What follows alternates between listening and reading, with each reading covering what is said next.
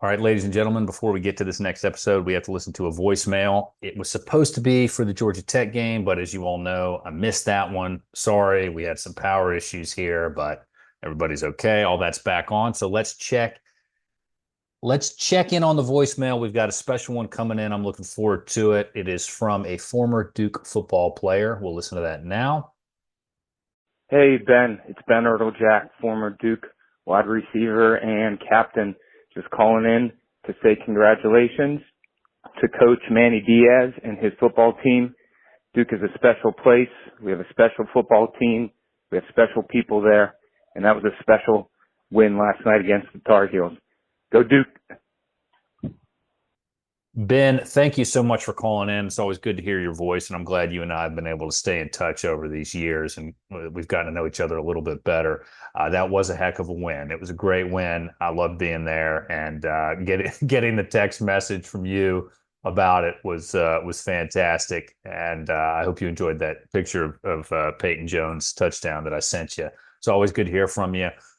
If you're going to be at a game this year, let me know. I would actually, it'd be great to meet you in person and to catch up with you. So with that, why don't we go ahead and turn to this episode? We'll talk about bye weeks and we'll talk about keeping the team focused after a loss. We're just not going to talk about Georgia Tech. So let's go right to the episode. Welcome back, ladies and gentlemen, to another episode of the Bull City Coordinators Duke Football Coverage Podcast. Check us out at our website, bullcitycoordinators.com. We're on all the socials at Duke FB Coverage. You can find us anywhere you get your podcast. Check out the YouTube channel. That's where we are spending most of our investment time, I guess. I don't know. But hey, before we get into, and we're not really going to talk a lot about Georgia Tech. We're not going to talk a lot about the North Carolina game. Just with everything that happened with the power situation at our house, just not going to get to do that, but that's fine. That's okay. Not a big deal. What I do want to talk about before we get into our episode and our next guest is you all know Noah from the GA Scumbag podcast. He had spent some time delivering supplies to the people in North Carolina who have been affected by the damage from Hurricane Helene. And I checked with him to get an idea of maybe where people who want to help out should donate to, because this thing is going to take a while. Okay, it is going to take a long time, and we need to be prepared for that. We need to understand that. And there's more coming. But if you want to donate, if you want to support, if you want to give money to some organizations, he suggested local food banks, Red Cross, mentioned Manna Food Bank, Samaritan's Purse. Look at some of the counties that have been affected, see if you can find relief organizations there. One thing that he mentioned was the United Cajun Navy that has been helping out quite a bit. It's an organization, frankly, I did not know anything about until he messaged me about it, and it's not something that I know a whole lot about now. But what I do understand from checking out its website is that it helps with hurricane responses. It's a 501c3 registered nonprofit organization. So check it out, do your research on it. Those people have been helping a lot in the search and rescue missions. And that may be something, if you have a place that you're considering donating to, looking into. But food banks, water, do whatever you can, folks. It's going to take a lot of us. I'm sure a lot of us have friends, family members who've been affected by this. It's something that we need to keep in mind. Now, turning from that to a more mundane thing, and certainly seeing the hit that Grayson McCall took over the weekend, we're reminded how there are things that are more important than football out there, but we are going to talk a little bit about football. Duke has a bye week this week. Okay, the bye week is important. And Duke had been on a hot streak that it had not been on since 1994 when Fred Goldsmith was the coach. As you all know, I interviewed Coach Goldsmith before, so I thought I'd reach out to him again, bring him on the bye week to talk about keeping the team level when it's doing well and bringing the team back up after a big loss. And those are some of the things that we're going to talk about with Coach Goldsmith now. Coach Fred Goldsmith, how are you, sir? I'm doing fine. A little tired. Been to Colorado, the Air Force Academy for 3 days, and great trip. But now I'm starting to recover. And I was going to ask you because we tried to talk over the on the phone to set this up while you were up there. You said there was some team that was getting honored, but then you cut out. Can you tell us what that was about?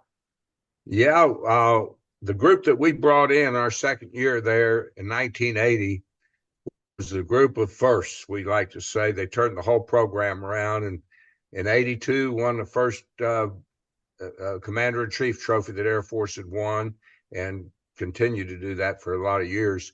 And the first time we ever beat Notre Dame, played them every year for years, and we beat them actually badly that year. And the first time we won a bowl game, and incidentally, with all that went on this past weekend, that was a Vanderbilt team who was 10-1 and also beat Alabama that year when Coach Bryant was in his last year. And so that was a big ball game, a Hall of Fame bowl we won, and defeated the power in our conference, Brigham Young. So we did that in '82, turned right around, did all the same things again in 1983, beating Notre Dame, et cetera, winning the Commander-in-Chief. And then we played a 9-win Ole Miss team in a bowl game and beat them. And so that was a special group of young men because we had been very, very bad out there for, a number of years, all the way through the Vietnam War and up until 1982.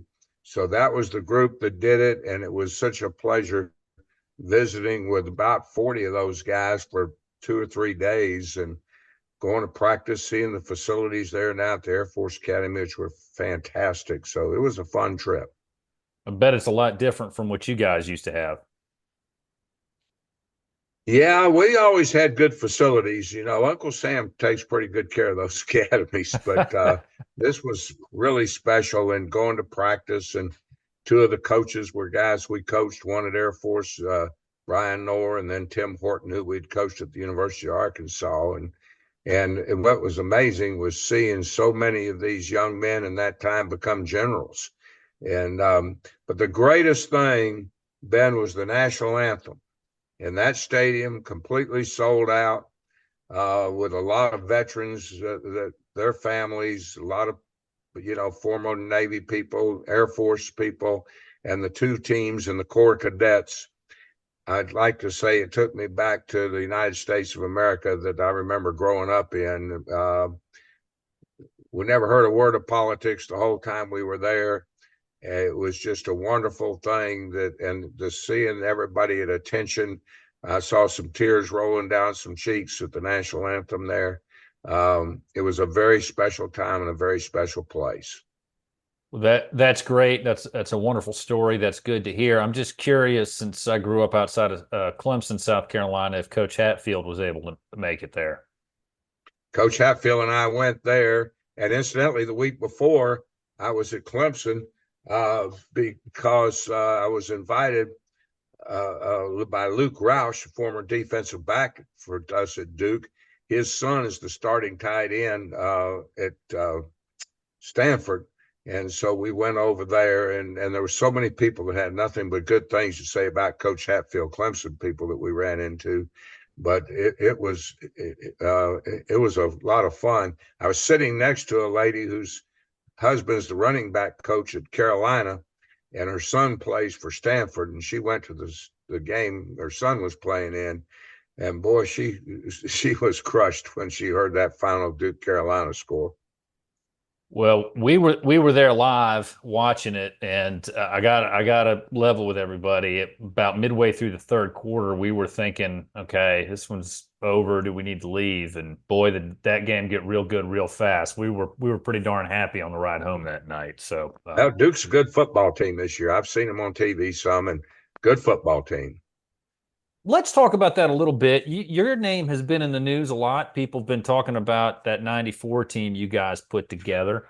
And I'm just curious, what's it like when that gets brought up and people say Fred Goldsmith was the last guy to have the Blue Devils win this many games to start the season? Well, it makes me feel good. I can't lie to you. Everybody's got a little ego, so it makes you feel good. But it was a wonderful year. Started out with a pretty good Maryland team that was a big favorite over us. And we came in with some things people had never seen before on this side of the Mississippi. and it went well.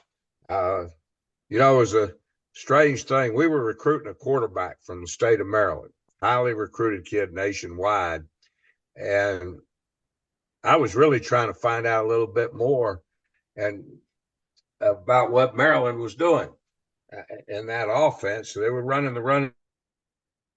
Sometimes people tied in, sometimes they didn't. It makes a big difference on how you defend it. I started calling this quarterback and recruiting. And so and he told me one day, well, they're put in the Maryland offense, and they learned everything about our offense. And boy, I tell you what, my eyes lit up then when he said that. Started questioning him. I called him 2 or 3 weeks in a row, started asking him, well, how's it working out? You know, do you use hand or do you wideouts or four and all this? And so he helped us a little bit. But we wound up, but it was a wonderful day. And that first game, Robert Bolton, I don't know if he's in the Duke Hall of Fame. If he's not, he should be. He was Player of the Year in the ACC. He gained 242 yards in that day, and he had never gained more than 300 in a season. But he tore them up. Spence Fisher had a great day. Corey Thomas burst on the scene as a heck of a receiver. And then we played East Carolina. East Carolina won a bowl game that year. We made the only team that beat them. And we beat them 13-12. And that was a tough game. The thing I remember is my thing was a bad play for us because it showed me something about quarterback. Spence Fisher threw an interception. He right hash. The guy caught it on the other hash. He tore across that field, and he had that guy's head off over there. And right then I learned what kind of competitor he was, and he had a great year. But that was I guess the second game, and the third was West Point, and we played them on a Thursday night, and that was a short turnaround to play a wishbone team, and we stayed in the hotel. A lot of people were mad at us because we took a day off from school and went and stayed in the hotel. And that's not Duke-like, to be honest with you. And so we did it just like it was a Saturday. We did walkthroughs in the parking lot the evening before the game. After we ate, right after practice, we did walkthroughs in the parking lot, the wishbone in the morning, and again, television. The one play stand out, Mike Heiner, our offensive coordinator, had this check against one of the Army defenses to check to a long pass against this defense coordinator's quarterback. So anyway, we got out ahead more than we thought we might, and we had our number 3 quarterback in there. He was a redshirt freshman, and we had him in there. And he checked. He saw that defense and checked and threw a bomb to a freshman receiver for a touchdown. And I'd known Lee Corso since I was a kid. And even Lee ripped me on TV that night. But we had no idea of the kid. We forgot to tell him not to do anything like that. But that's what Dinger coached him to do. And he did. But we won that game. And the next one was Georgia Tech Atlanta.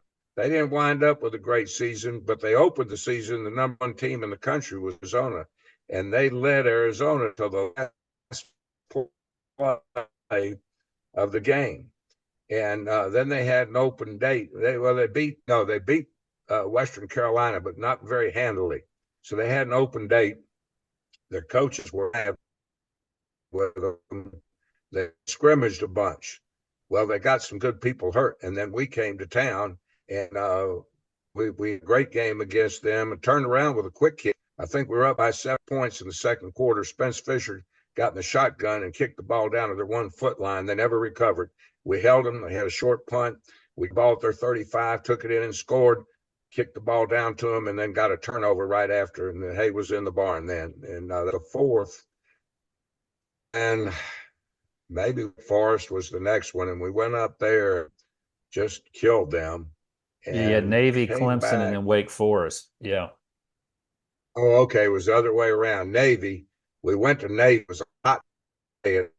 And I was worried about that our kids would be flat. It was one of those hot, humid October days, and they could throw it pretty good. And I was scared they might pick us apart if we were flat, not pass rush.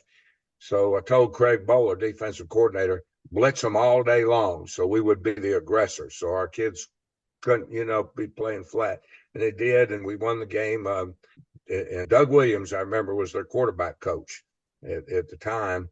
And so we won that one. And then it was Wake Forest, or was it Clemson? Clemson, then Wake Clemson. Forest. Yeah. Is that what you said? Yes, sir. And so we played Clemson, and it was a great victory for us. And one where we blocked a punt. It went back and forth, and we blocked a punt for a touchdown. Ray Farmer, who led the NCAA, had a record for blocked kicks when his career was over.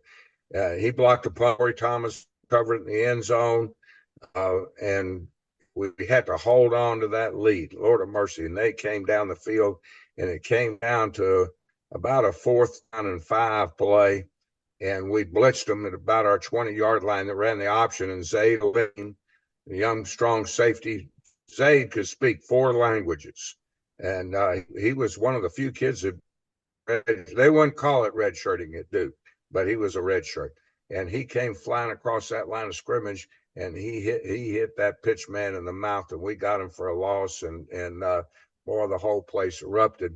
Ironically, we had a little pregame talk from somebody. Sylvia Hatchell, the women's basketball coach, won national championship that spring before. She was a church we went to, and so we always had guest chapel speakers. Well, Sylvia spoke to the team, and she did a great job. She had a thing with the sticks, and she put all the sticks together. And she got our biggest, strongest guy up there to try to tear those sticks. Well, you could do it. And she made the point of togetherness, and she said, I want you to do 2 things. Go out and whip Clemson, and do not say publicly that I came and spoke to the Duke football team. So we won the game. The old bone, our nose guard, who was our strongest guy on the team, they interviewed him. He's a senior, and the press interviewed him, and he said, we owe it all to that lady from Carolina that talked to us today. She fired us up. But it was a great victory for us. And then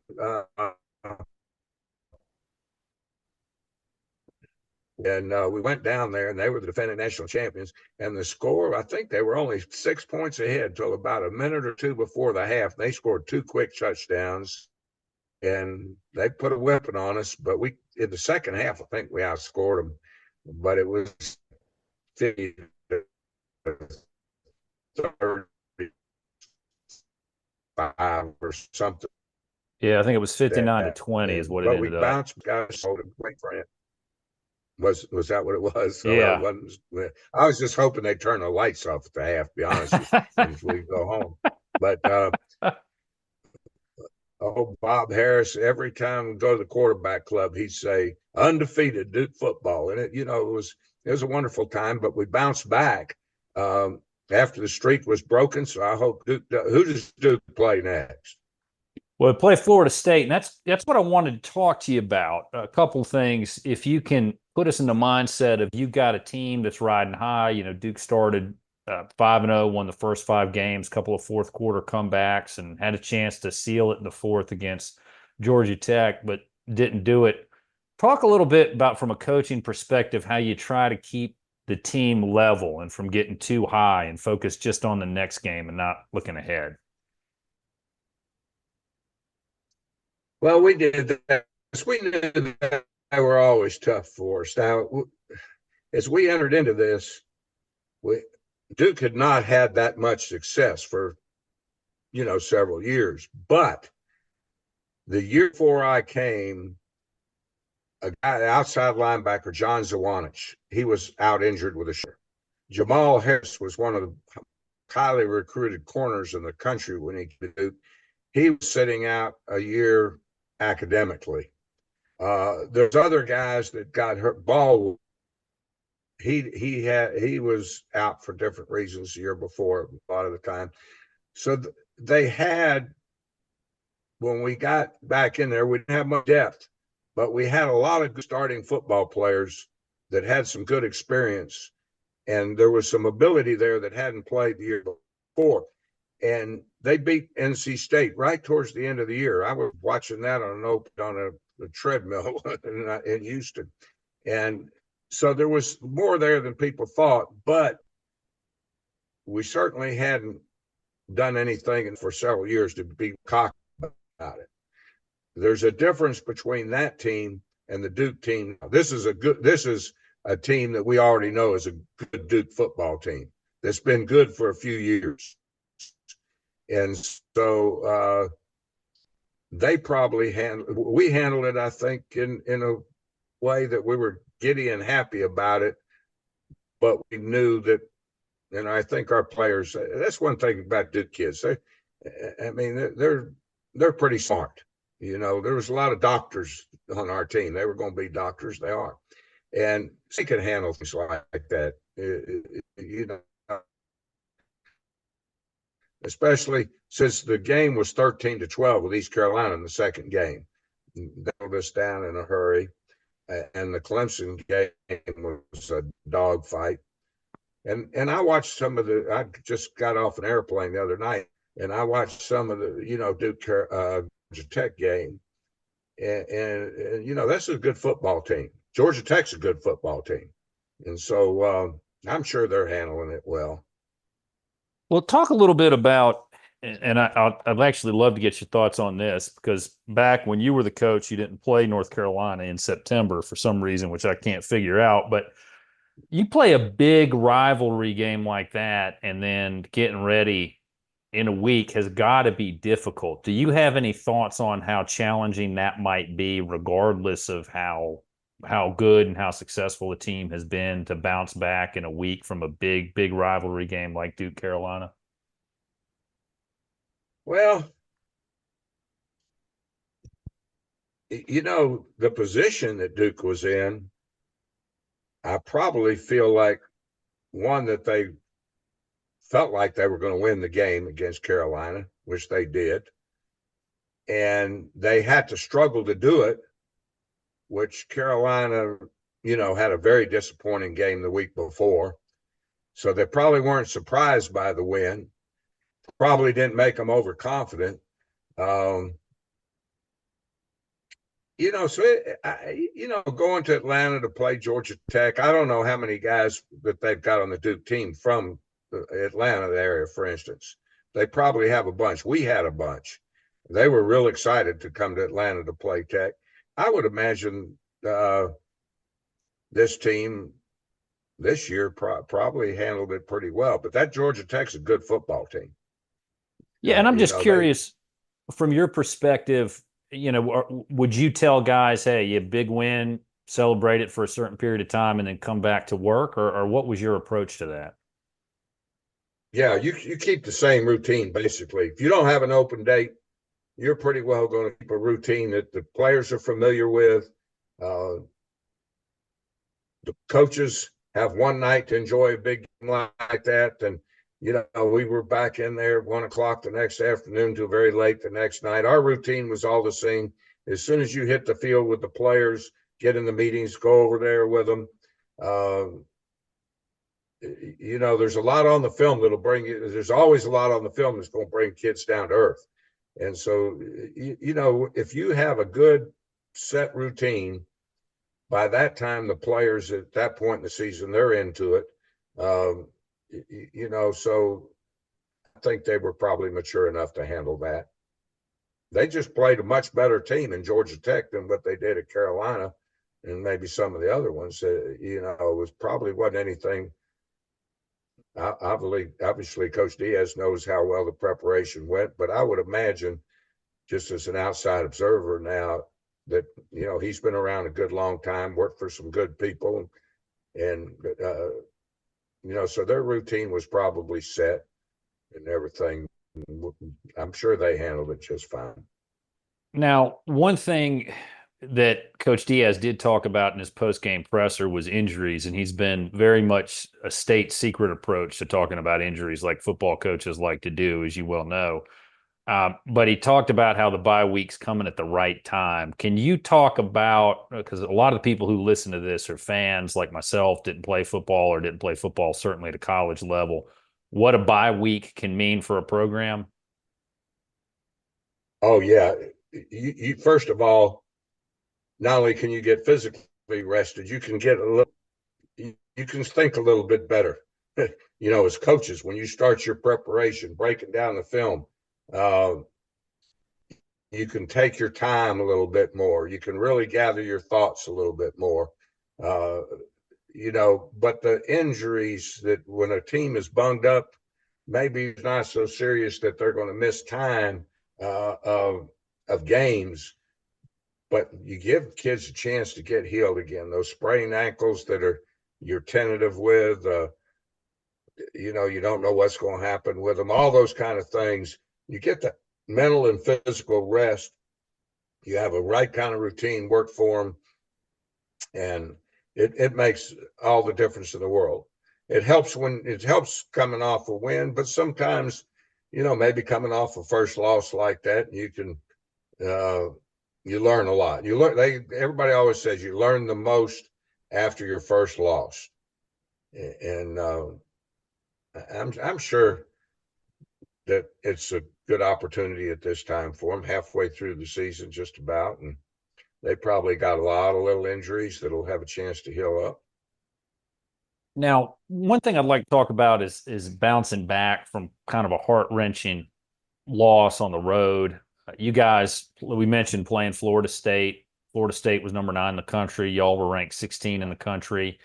You lose that game, and then the next week you're at home and you play the 13th ranked Cavaliers, and you bounce back and won that game. Could you talk a little bit about how you flush a bad loss out of the team's collective memory and just get them focused on the next game and ready to play well? Because even those last 2 games that y'all played, NC State and North Carolina, those were 1-point games. You score 2 more points, it's a pretty different season. But talk about how you all got the team ready to be competitive and not let that loss against Florida State derail the season.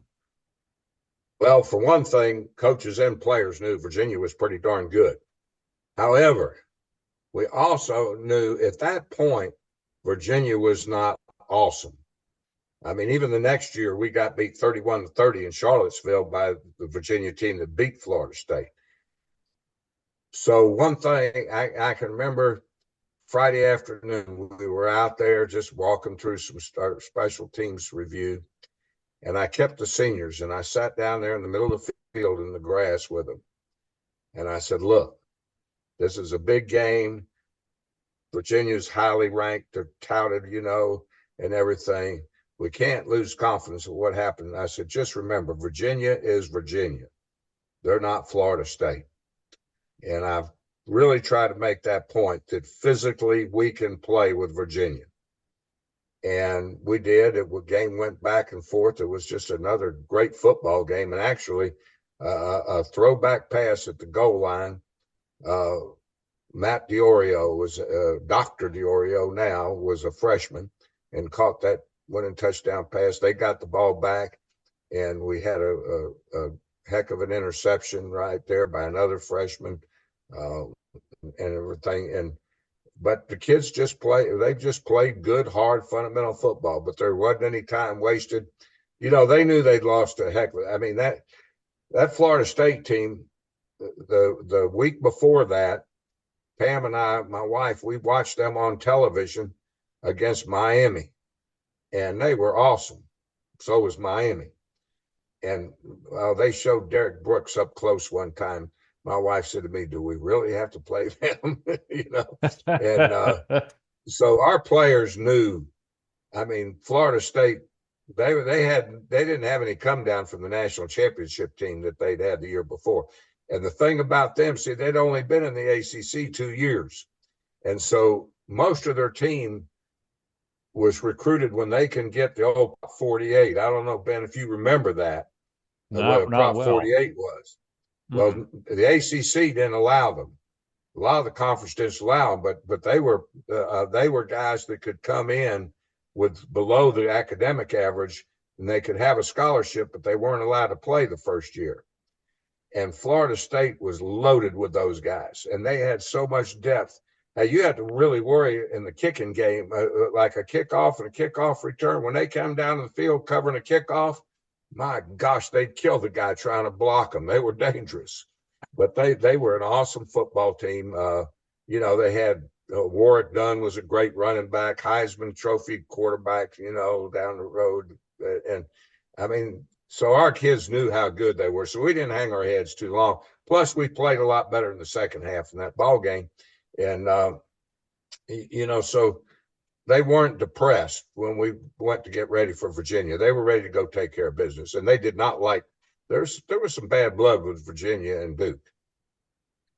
So it sounds to me like what we need to be thinking is Coach Diaz and his staff are going to come in and get because this is a weird mix of a Duke team. As you know, you don't always have a veteran-laden team there. And this has a lot of older players. It sounds like what you're saying is he can rely on them to convey the message, and also through film sessions. Hey, here's what people have done against Florida State. Here's what we can do well. This is how we can succeed and get buy-in from those guys. Well, I think you're right. And I think with Coach Diaz's background now, that Florida State game is going to mean a little more to him than most people it would. It meant more to me and my offensive coordinator, Mike Heimerdinger. We took that field, that son of a gun came there with that horse and threw that spear down at my feet. Man, because, we were former Gators. We had coached at Florida, and I didn't have a great feeling for Florida State, but they were great, and we weren't. We were just a good football.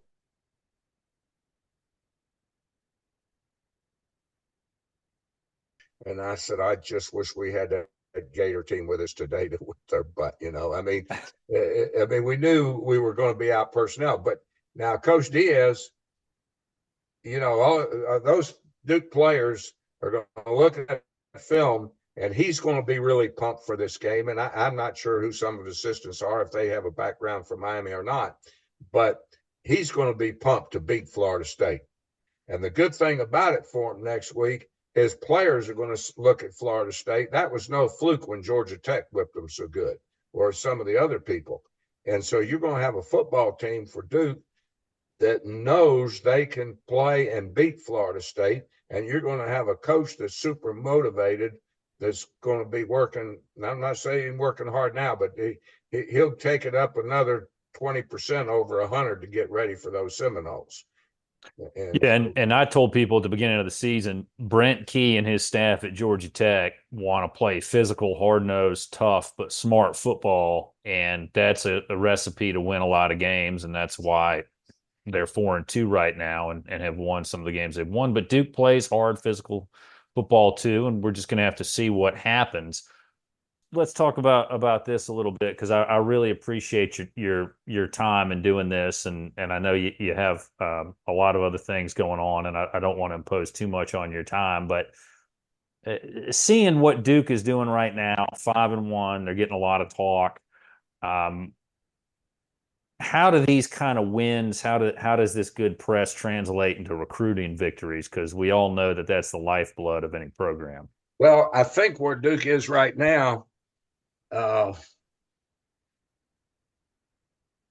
let's face it, they're going to probably be the best academic school among the other schools they're battling in recruiting in the South.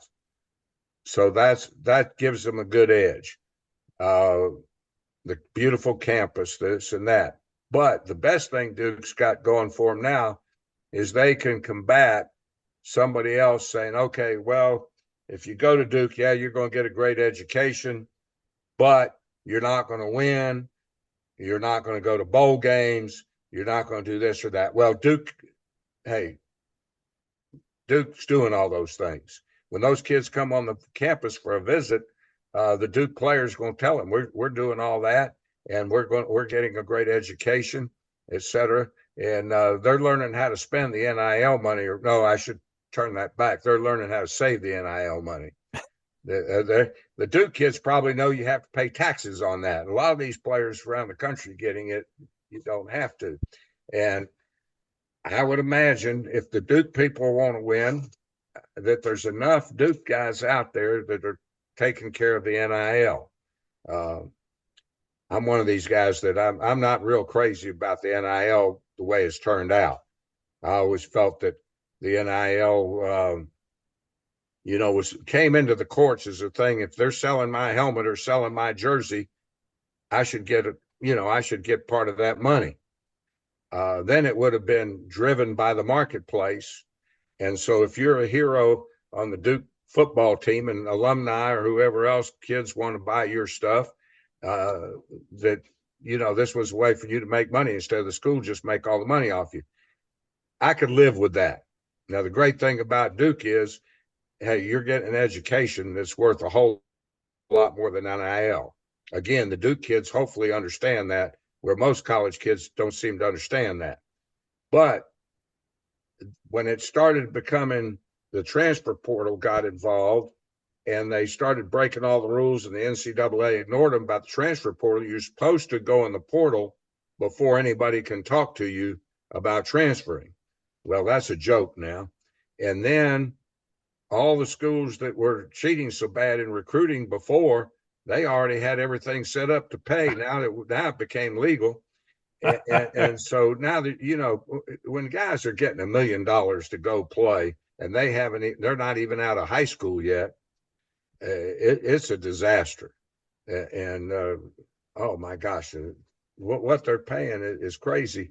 So I hope Duke is keeping up with it enough, but to keep getting good players. They've got some awfully good ones, but I hope the NCAA straightens this thing out, because it's nothing but a ridiculous recruiting thing. And so I hope the Duke players realize what they're getting is going to last a lifetime. They're far more better 10 years or 20 years when they graduate, just like the academy kids are, than most of the kids that are getting big money in the NFL, and then they're all broke in 2.5 years. And that's a good point, and that's something that we all need to be conscious of. It's an evolving landscape, and it's something that we're all going to have to pay attention to. And I do think what's interesting, though, is you see the Blue Devils go get some guys from some Ivy League programs to play linebacker the last couple of seasons, and it's their last season. They come in, they play real well, and we've seen some success. And we've been real smart in the portal. Star Thomas, of course, is a guy who's playing really, really well at running back, and hopefully that'll continue. Coach, is there anything you want to say? I know you're from North Carolina. You're in North Carolina now, rather, and I know that area has been devastated by the hurricane. Is everybody up there okay? And is there any sort of charity or organization that we could steer donation or assistance to try to help people get back on track? Glad you asked that. I talked to Mike Houston, one of my former coaches, who's the head coach at East Carolina now. They've got an open week. They spent all day today buying stuff and putting it on trucks, their whole team. And they had a terribly disappointing loss last Saturday, but they spent the whole day buying groceries, things like that, medical supplies, and putting it on trucks in Greenville, North Carolina, to get to the people in the mountains. And then I had a text from a former college teammate of mine today telling me about two assistant coaches at AC Reynolds High School in Asheville. And they told me that they both, each of them lost both of their parents. And then I asked Mike Houston if he knew him, and he said, yeah. He said one of them actually lost 10 family members. People are stranded in the mountains. The only way to get to them is with helicopters, especially the northern mountains of the state, that you can't get there because the roads and the bridges are washed out. And it's just terrible. Now, I still have a home in Franklin, North Carolina, but we moved about 4 years ago to Canton, Georgia, because my children were here and there was health problems for my wife, Pam. And so, we missed out on it, but it's a terrible, terrible situation in Western North Carolina. And now this other storm is heading right for Florida. And see, the storm that hit around Asheville and all, that was supposed to go west of Tallahassee. We were going to get a tropical storm north of Atlanta here, and then it was supposed to go west towards Nashville, Tennessee. And overnight, that thing switched completely and tore into North Carolina, and it's just terrible. And we need to be praying for these people and doing as much as we can for them. And I know the Franklin Graham's ministry is doing an awful lot, but there's the Red Cross. I mean, it's just wherever people can get with their churches and everything in your area, and just help keep loading those trucks and with supplies for them, and people that have the expertise that can help, people that are hikers and know how to handle the mountains, could go and help and things like that. Well, Coach, I appreciate you saying that, because a lot of people don't understand the topography of that area and how difficult and challenging it is, especially with two branches of the interstate gone connecting Tennessee and North Carolina. That's going to be difficult. I've got family in the Brevard area. I mean, Brevard, Lake Toxaway has been hit hard up there. You're right. It's a lot, and it's going to take a lot of time. And I appreciate you telling us about where we can, about all the efforts people are engaging in, and where we can go maybe to try to help out, because it is going to take a long time. For sure. Yeah, it's good. But I tell you what, I can't wait. I'm looking forward to coming to Duke on the 25th of October. Maybe you can keep plugging this. We have a reunion of the 94 team on the 25th and 26th for the SMU game. And also, I think Coach Cutcliffe's probably 2014 team, and Steve Spurrier's 89 team, and I think 1954, maybe, something like that. But we're all looking forward to being there for the SMU game, and excited, about that. So I hope we have a lot of those players coming back. We got a bunch of coaches coming in, I know.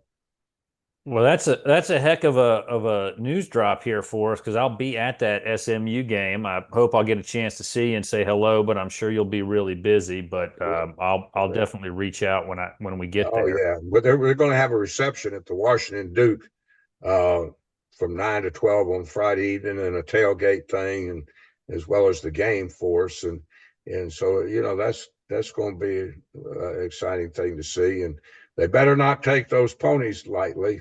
I told somebody today, they asked me about Duke and SMU. I said, well, first of all, I think it's ridiculous that SMU's and especially the California schools are in the ACC. But I think the team that takes the lightest will lose that game, because there's no really natural connection for Duke and SMU, playing, you know what I'm saying? And so the one whose coach has them mentally ready to play the best will be the winner. Thank you so much for coming on, Coach Goldsmith. It's always great to talk to you. You always have so many great stories to tell, and it's always wonderful to hear from you. I hope we can catch up at the SMU game. I plan on being there. I look forward to it. All right, folks. Until then, check us out on our website, bullcitycoordinators.com. You can find us anywhere you get your podcasts. We're on all the socials at Duke FB Coverage. Send us an email, bullcitycoordinators@gmail.com. And even though it's a bye week, we still got to get the win. So let's say it together. As always, go Duke.